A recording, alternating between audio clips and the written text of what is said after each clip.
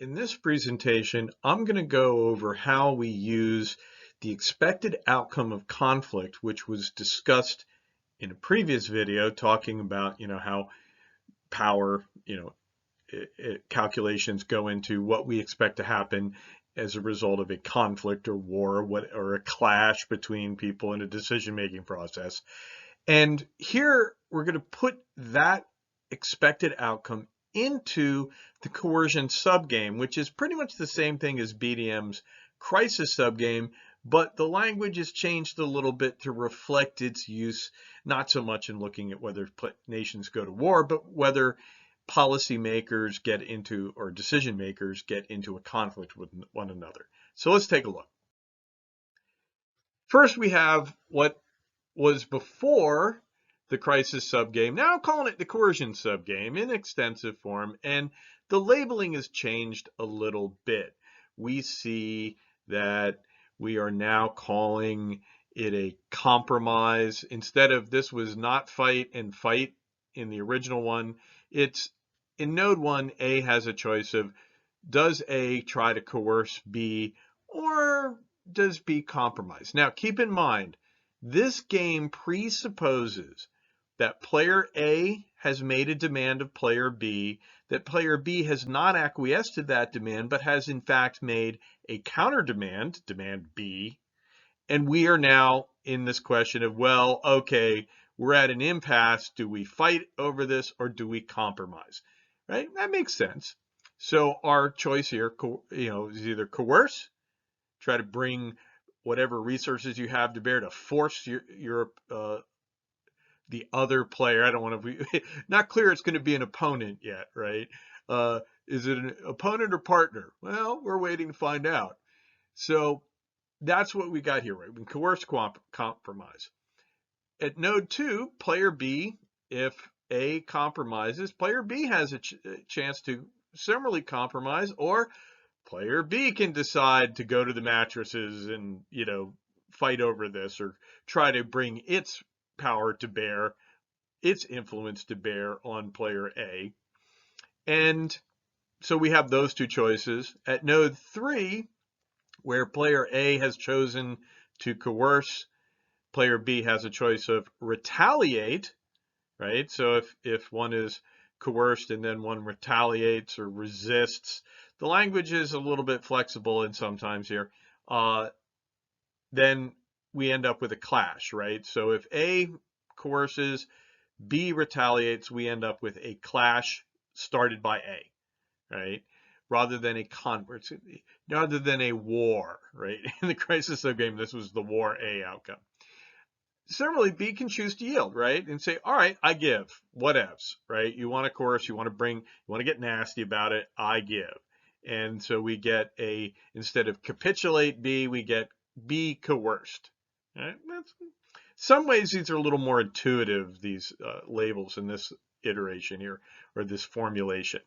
Moving back over to the last node, node 4A, moves here, and again, B is coerced, A can retaliate or can yield.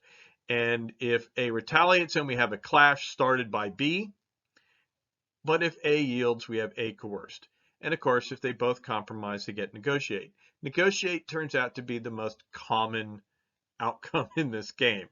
All right, so what do we do with all this, though, right? How do we bring in the concept of, we know in the previous slide we talked about what happens when there's a clash, right, or a conflict or a war, and we calculated an expected outcome. But how does that translate into this game? And it turns out in Bueno de Mesquita's formulation that we have to bring in the idea of cost, right? And so he says, look, for each player, there are 4 costs that they may be subject to in this game. So the first one is coercion.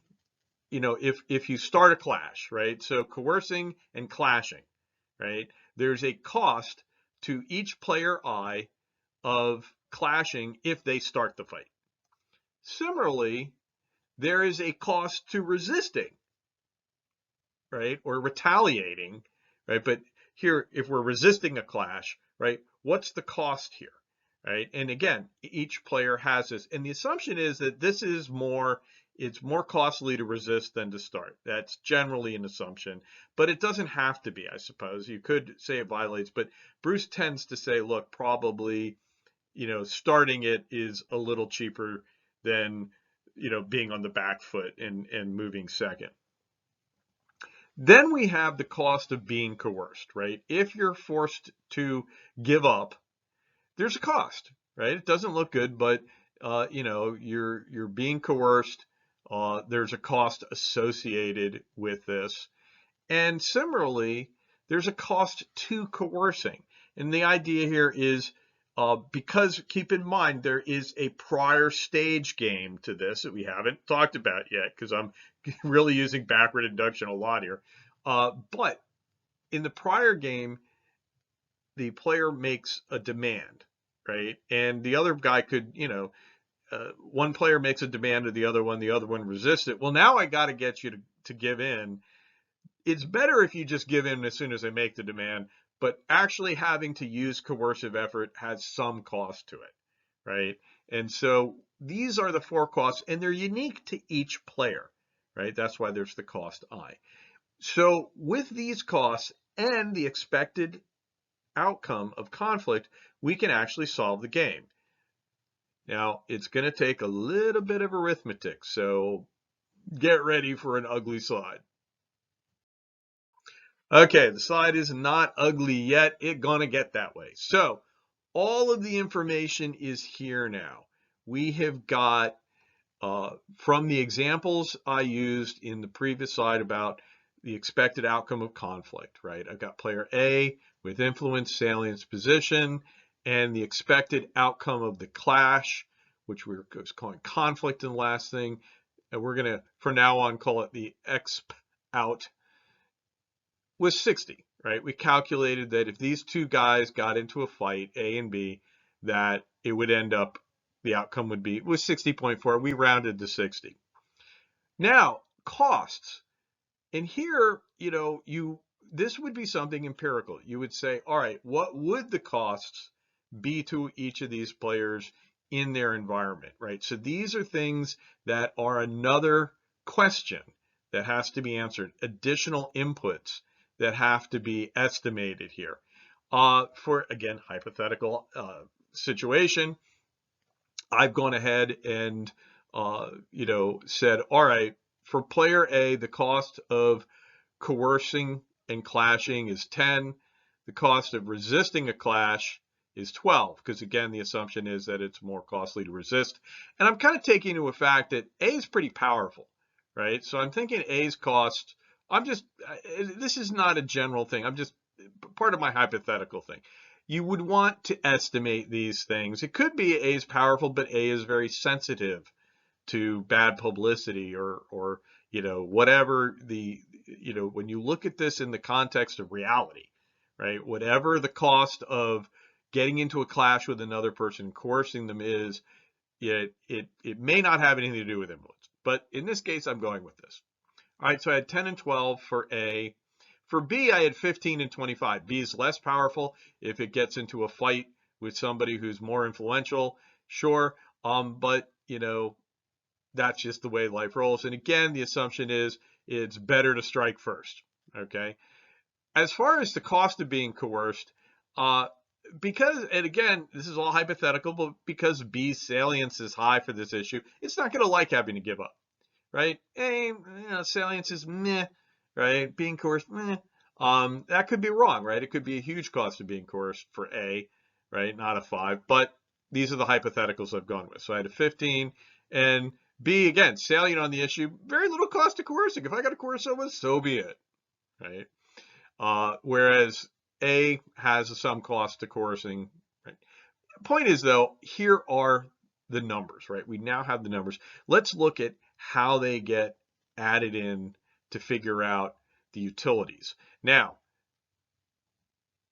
let's look at negotiate. The expected outcome, right? For negotiate, the idea is the expected outcome of conflict is what we expect to be the negotiation, right? The idea of negotiation is, hey, we're going to negotiate on this. We're going to, because the alternative to negotiations is always to fight, well, the outcome of negotiations will look something like what we would expect the outcome of fighting to be, but we save the costs. Yay! And again, this is why negotiation in full information situations is expected to be the outcome.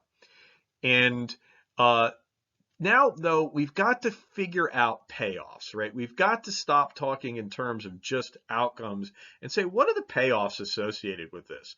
And for that, we take the ideal points, right? The positions of each player, and we say, what's the distance? Because the farther away the outcome is from the player's position, the worse it is from the player's point of view. Now, I am expressing this all as loss functions, right? So we're going to have negative numbers. Everything's like you max out your utility at 0, right? This is distance from your ideal point. The farther away you are from your ideal point, the worse off you are. So I'm expressing this as a loss function. We could have said, since everything's like 100 here, we could have said, all right, let's just, let's take 100 and then subtract the distance from it, right? And so we would normalize everyone's utility at 100 for their ideal point. And that would make things prettier, especially in the next slide after this. But it would also just add in more crap in this slide. So I'm going to go with this. And so we're going to say, all right, our negotiation here, right? Expected outcome is 60. The ideal point for A is 80. We subtract 60, take the absolute value, make it negative, right? Negative 20. Same thing here. We have the negative absolute value of the difference here, right? Because it's a loss function. 40 minus 60 is 20. That's the distance, and negative. So they're both 20, right? Straightforward. I hope that makes sense, right? That we're taking these, it's the difference between the expected outcome and the player's ideal position. Now, for the outcome of where A gets coerced, a little more complicated here. We've got, if A gives in, then the demand of B, or B's position, we're assuming B is demanding its favorite position, gets imposed. But there's a cost also. There's a cost of being coerced. So it's not just that you're giving up to B, you're also being coerced. You're being forced into this. So there's a cost associated with that. For B, B is getting its best point, but hey, it had to coerce somebody, right? They didn't just give in, right? So there's a cost, and we're getting all of them from up here. If we plug it in and turn the crank, we get, A's ideal position, we got A's ideal position minus B's demand, right? So the difference between A's ideal position and B's demand is 40, right? Cost of 5. So we have a loss of negative 45, right? We have a negative 45 for A. For B, 40 minus 40, 0, right? Getting its favorite position. So it's just the cost of coercing, negative 2. All right. Looking good for, that's a good outcome for B. If we keep moving through this, right? Clash A, right? What is the expected outcome of a clash started by A? Well, it's the expected outcome, right? Same thing as up here, but we now have the cost, right? For A, there's a cost of coercion, right? It started a fight, and it has to pay the iron price, right? From Game of Thrones. And so that was a 10, right? So to figure out, we'll just do A first. The outcome, the difference between the outcome and A's ideal point, right, is 20. The cost of coercion in a clash, in the cost of a clash that A starts, is 10. So we get negative 30. For B, we get the expected outcome, the difference between the expected outcome and B's ideal point, again, 20. And the cost to fighting back, right? If A starts the fight, Remember, the cost of B was pretty high. It's a 25. So B has a negative 45. Moving on to the next one. If B is coerced, and we go through the same thing, right? So we have, in this case, A's demand is going in. So for A, we're seeing, A's demand minus the cost of coercion. Well, A's getting what it wants, so 80 minus 80, 0. And the cost of coercion, well, that was a 3, so negative 3. For B, it's the demand of A. It has to get A's position, right? So 80. The difference between its point and 80 is 40. And then what's it cost to be coerced? It doesn't like being coerced. B does not like being coerced. Negative 15. So the outcome here is negative 55. And then finally, just one last one of these, clash B, right? And we have again, just to go through it in nauseating detail, expected outcome for A, it's expected outcome minus the cost of resisting a clash that started by B. So again, for the utility of the loss function, we say difference between the expected outcome and A's ideal point. It's 20. And the cost of resisting we had up here was 12. So we have a negative 32. And then finally, here we go. B, negative, we have the expected outcome minus B's ideal point, 20. Cost of coercion and cost of starting the fight is a 15. I had two 15s in there. Got to keep track of which one we're using for B. It's that one.